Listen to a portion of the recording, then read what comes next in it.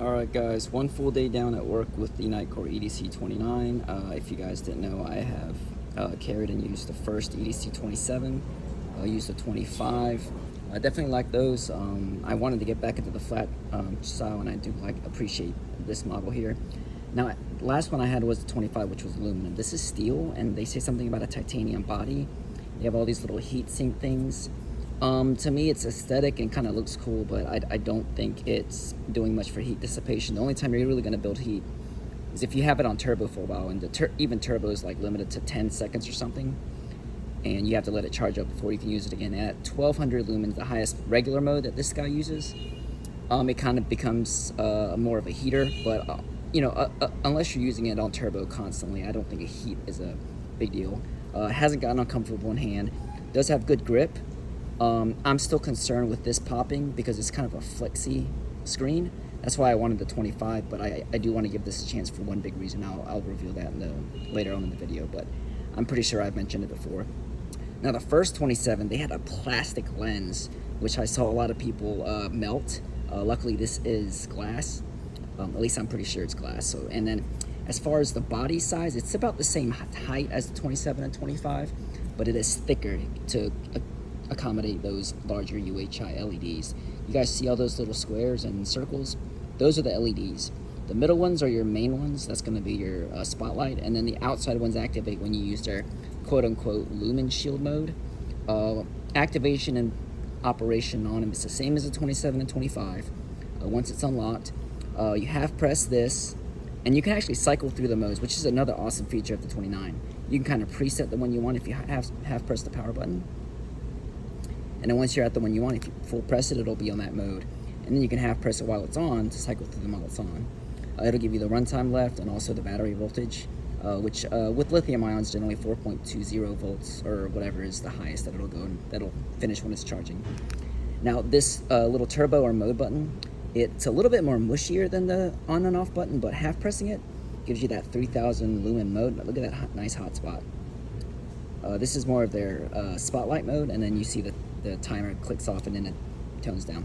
Now, I'm gonna let it charge back up. So half pressing does that, and if you full press it, you notice the spotlight gets larger because those outer rings activate itself. But I've had a great time with this. It's kind of a chunker. I'm not the biggest fan of the clip, but it's working, so this is just my initial impressions on it. It does get warm if you keep it on turbo a lot, but it's not to a point where it's burning you. But the biggest reason I wanted this was this physical lockout feature. Flick it up, and it is fully locked out. Flick it down, and it is fully unlocked, and you can go ahead and utilize it as the way you want it to. But otherwise, the body's the same, the charging port's the same. It's a pretty fast charger for its size. Limitations, obviously, it's got a built-in battery. Once the battery's dead, you can put unless you get a warranty change on there. But otherwise, I've enjoyed it. I do want to give a more further review on there. But yeah, he's got the 15 lumen mode, which is not bad. 100, 400, now that's 1200. And then this is their 3000 mode, 3000 lumen spotlight, and then their lumen shield mode, which kind of gives a bigger flood. It does produce a lot of light. Just with a lot of the UHI LEDs, it's kind of green on the lower modes until you get to that high mode. Just the drawback of the high output LEDs. And then, you do get heat, but that's just a limitation of the body. Obviously, it doesn't have a lot of places to dissipate that heat. And you're creating a lot of lumens on there, a lot of heat. The higher the output, the higher the heat that it will generate. There's a website called One Lumen, so the number one lumen.com. Man, that website is full of freaking ads. But anyway, they do a lot of reviews on lights, and they'll measure the candela and lumens.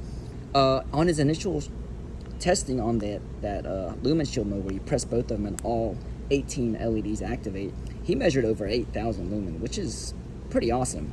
I think this is about 40 to 50,000 candela, which is a pretty good throw, especially for the size. Like I said, the reason I got this because I have another light for throw. It's just the form factor. I like the flat body. I like the physical lockout switch. I like the utility of it. A couple of things I wish, if I had a wish list for it, I wish it was a little bit more wider on the lower modes. I wish it had a lower moonlight mode. The lowest it'll go is 15 lumen, which is fine, but I do wish it's a little lower for like nighttime use when you don't want to disturb anybody.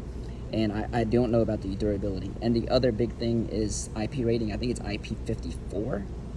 I think they can do better. Jet Beam just came out with one that was a flat bottle that has a built-in port like this, and I think theirs is like IP68 if I'm not mistaken. But the biggest awesome features is the lockout mode. That's the biggest reason I love this. I kind of can do without this little thumb lamp, but I'm guessing people can use it. I use my flashlights with my left hand because it's in my left pocket. So pulling it out like this, it's kind of tricky to activate and deactivate that lockout. With my right hand, it's a little bit easier because I'm holding it, sorry, like this, so the thumb's right there. And it feels more natural with the on and off at the top and the mode button at the bottom. But like I said, I'm more of a left-handed user for my lights. It can be both, you just gotta kind of get used to it, but it hasn't been a big adjustment, especially with this lockout mode. I do love that. Before, to lock it out, you had to first turn it on, then you have to press and hold it, and then it'll say lockout, and you press and hold it and longer for full lockout. And then to unlock it, you have to half press and full press, and then wait. There's no instant wait. Now with it locked off, if I pick it up, I just flip the switch and I can activate it right away. Now there is a, that was full lockout, meaning neither button works if you lock it out, so turbo and the regular ones don't. If you press the mode button and then flick it up, I'm sorry, it's kind of hard to do with one hand. Now it's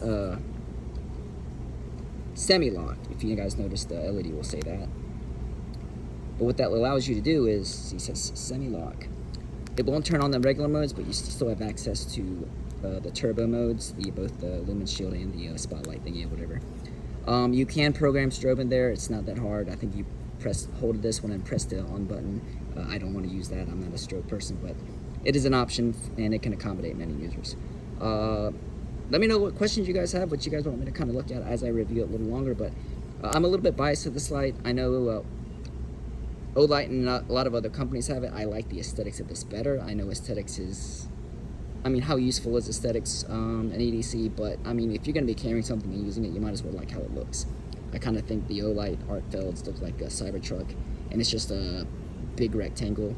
I like this. It's got the flared top and bottom, so your hand kind of rests here, and you get a good grip with it.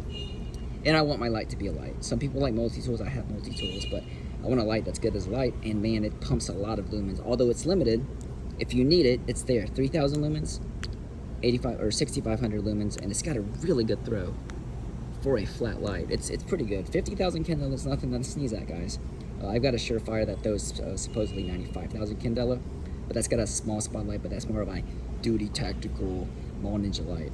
But I do love that light. I want to see how durable this guy is, and I'll kind of let you guys know how it goes. All right, later.